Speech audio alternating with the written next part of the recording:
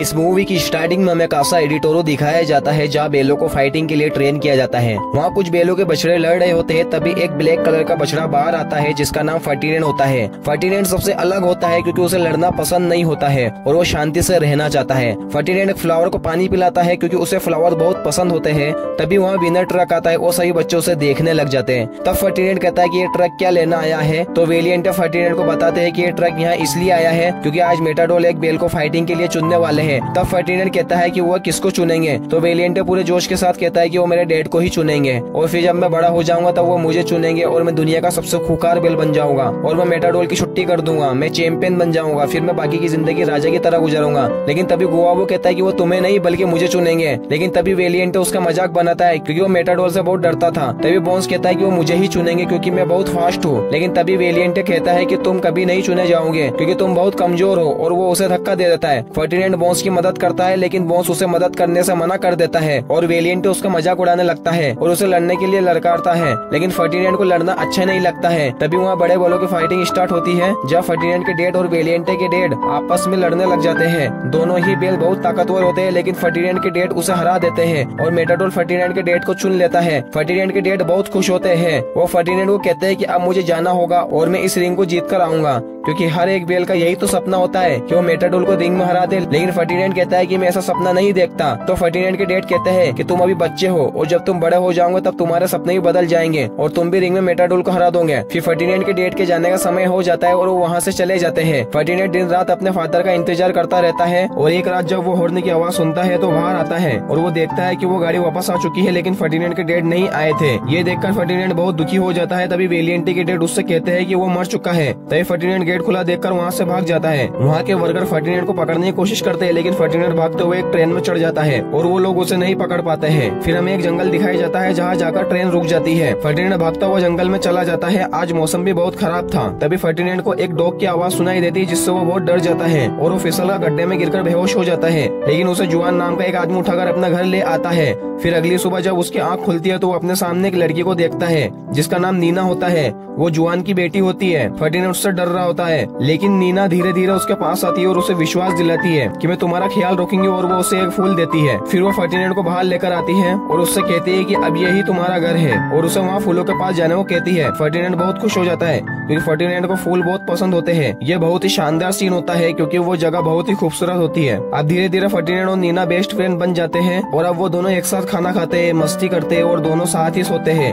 धीरे धीरे वक्त गुजरता जाता है और अब फर्टिनेंट बहुत बड़ा हो जाता है लेकिन वो दोनों अभी भी बेस्ट फ्रेंड होते हैं और साथ ही उसी घर में रहते हैं। अगले दिन फर्टिनेंट सुबह जल्दी उठ जाता है क्योंकि आज फ्लावर फेस्टिवल होता है। नीना उसे हर साल की तरह फ्लावर फेस्टिवल में चलने को कहती है लेकिन नीना के डैड जुआन मना कर देते हैं और नीना को समझाते हैं कि अब ये बछड़ा नहीं रहा है, ये बड़ा हो चुका है, इसलिए हम इसे वहाँ नहीं ले जा सकते हैं। तो नीना कहती है कि ये कितना अच्छा है। तो जुआन नीना से कहता है कि इस खेत के बाहर इसकी अच्छाई कोई नहीं जानता है। इसलिए नीना उसकी भलाई के लिए मान जाती है और वो फर्टिनेंट को सॉरी बोलती है कि मैं तुम्हें नहीं ले जा सकती लेकिन मैं तुम्हारे लिए सबसे अच्छा गुलदस्ता लेकर आऊंगी। और फिर वो वहाँ से चले जाते हैं। फर्टिनेंट पेड़ के नीचे बैठा बहुत उदास होता है लेकिन फिर वो सोचता है कि नीना को उसकी जरूरत होगी, इसलिए वो खुद ही फ्लावर फेस्टिवल में जाने का डिसीजन लेता है। अब वो फ्लावर फेस्टिवल में पहुंच जाता है जहाँ नीना उसे देख लेती है। नीना उससे कहती है कि तुम यहाँ क्यों आए। तभी फर्टिनेंट कपड़ों में फंस जाता है जिससे उसे कुछ दिखाई नहीं देता।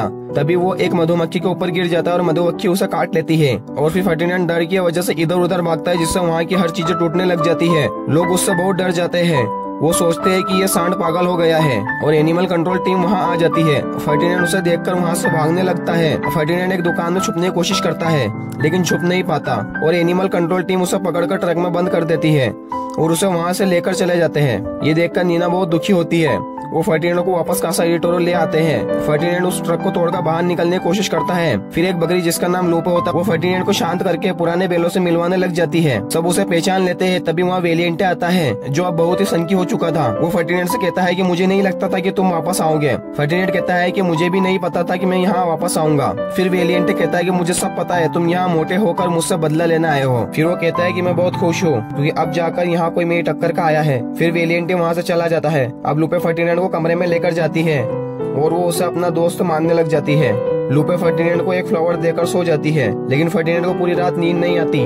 तभी वहाँ 3 चूहे खाना चुराना आते हैं लेकिन फर्टिनेंट उनसे कुछ नहीं कहता। सुबह होते ही फर्टिनेंट वहाँ से भागने की कोशिश करता है लेकिन चारों लगे इलेक्ट्रिक वायर की वजह से वो वहाँ से नहीं भाग पाता।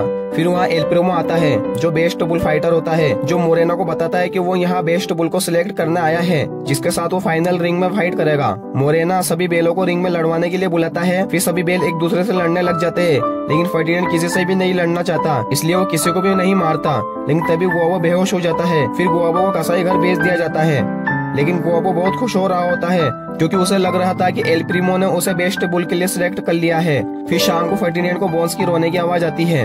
बोन्स उसे कहता है कि गुआबो मेरा बेस्ट फ्रेंड था।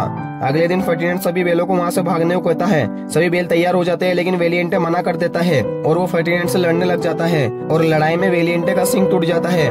एल प्रीमो भी ये सब देख रहा होता है। फिर वो फर्टिनेंट को सिलेक्ट कर लेता है और वेलिएंटे को कसाई घर भेज दिया जाता है। फिर अगले दिन रिंग में फर्टिनेंट को एल प्रीमो के सामने लाया जाता है, लेकिन फर्टिनेंट उससे लड़ना नहीं चाहता और शांत होकर बैठ जाता है और अपनी अच्छाई का सबूत देता है कि जानवर अच्छे होते हैं। सब लोग ये देखकर इमोशनल हो जाते हैं, लेकिन फिर भी एल प्रीमो उस पर तलवार से वार करने लगता है। इतने में सभी लोग चिल्लाने लग जाते हैं कि उस बेल को मत मारो और उसे छोड़ दो।